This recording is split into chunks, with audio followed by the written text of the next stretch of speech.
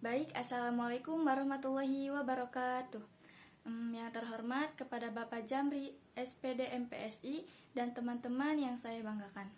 Izin memperkenalkan diri, nama Dwi Rina Mulia Gustini dengan NIM 8622410056. Prodi PGSD semester 2. Di sini saya akan membuat video untuk memenuhi tugas UTS mata kuliah psikologi dan bimbingan peserta didik.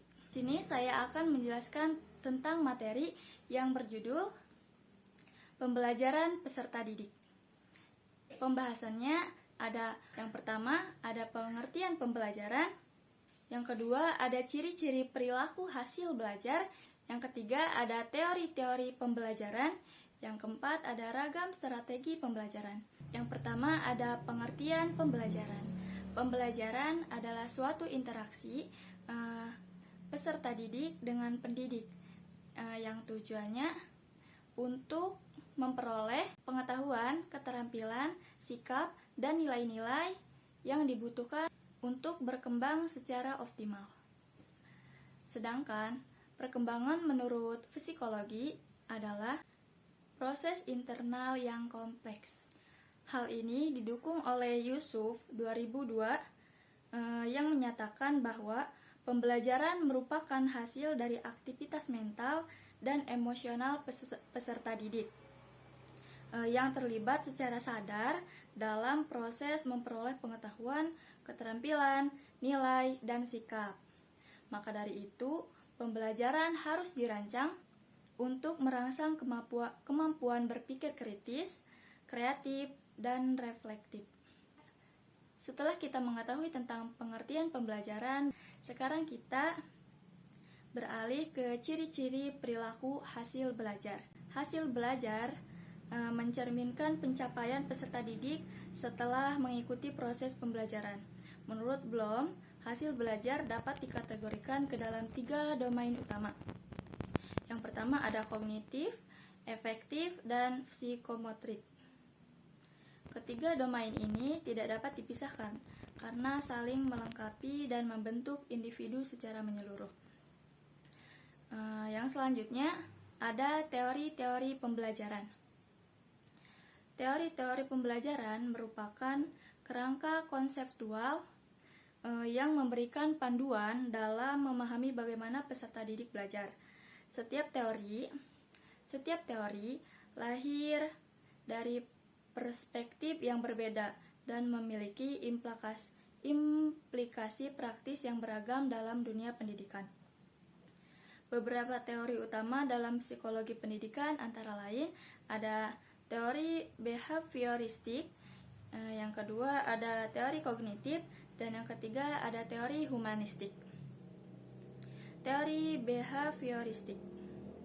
Teori ini menyatakan bahwa belajar adalah perubahan perilaku yang terjadi karena penguatan atau hukuman dari lingkungan. Contohnya, anak yang mendapat pujian setelah belajar giat itu akan termotivasi dan mengulangi perilaku yang sama.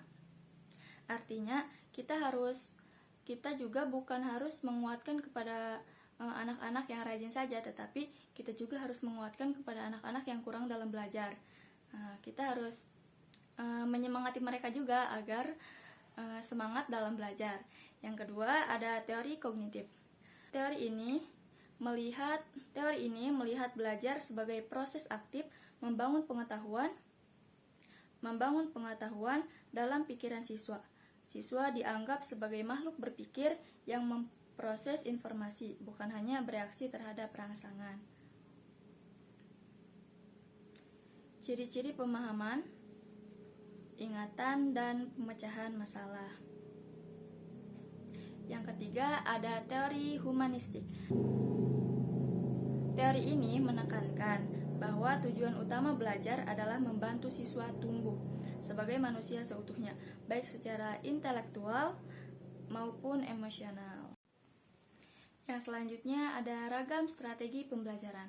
Nah, teman-teman, di dalam pembelajaran kita harus mempunyai strategi. Strategi apa yang harus kita gunakan untuk mendidik peserta didik? Komponen-komponen strategi itu terdiri dari metode, teknik, dan prosedur yang akan menjamin bahwa peserta didik akan betul-betul mencapai tujuan pembelajaran. Yang pertama ada strategi pembelajaran ekspository. Strategi pembelajaran ekspository itu adalah metode yang digunakan biasanya itu dalam bentuk ceramah atau kita ngasih materi nih melalui lisan kepada anak-anak. Tapi ini juga harus kita menyeimbangkan. Maksudnya kita harus lihat kondisi dulu nih, jangan kita ngasih materi banyak-banyak, kita ngasih materi ceramah ke misalnya anak kelas 1. Kan itu nggak bakal nyambung kan, karena anak kelas 1 itu belum bisa kita pakai, misalnya kita pakai cara metode ekspository ini. Yang kedua ada strategi pembelajaran inquiry. Strategi ini mendorong siswa untuk bisa menemukan atau menelaah suatu masalah yang bisa diselesaikan oleh dirinya sendiri, misalnya melalui observasi atau penelitian. Yang ketiga ada strategi pembelajaran berbasis masalah. Siswa diajarkan untuk memecahkan masalah misal kehidupan nyata. Misalnya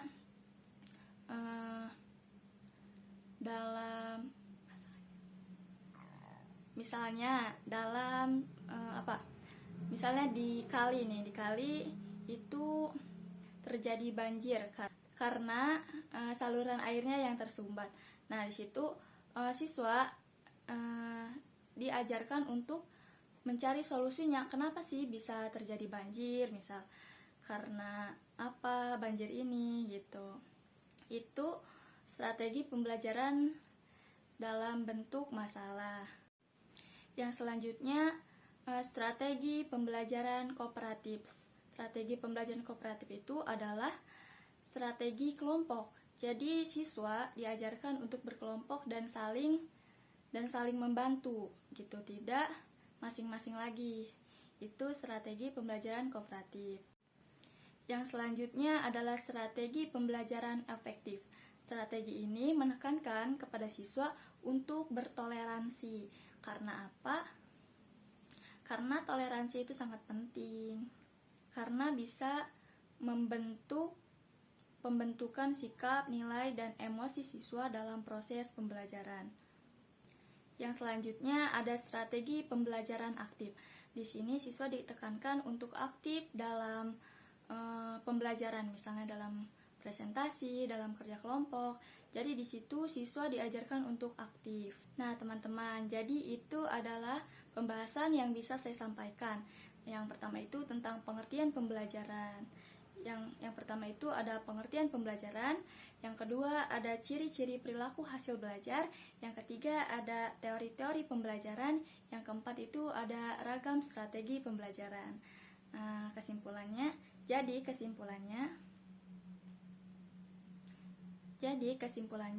pembelajaran merupakan proses kompleks yang melibatkan berbagai aspek dalam diri peserta didik. Dengan memahami konsep pembelajaran serta komprehensif ciri-ciri hasil belajar yang mencerminkan perkembangan peserta didik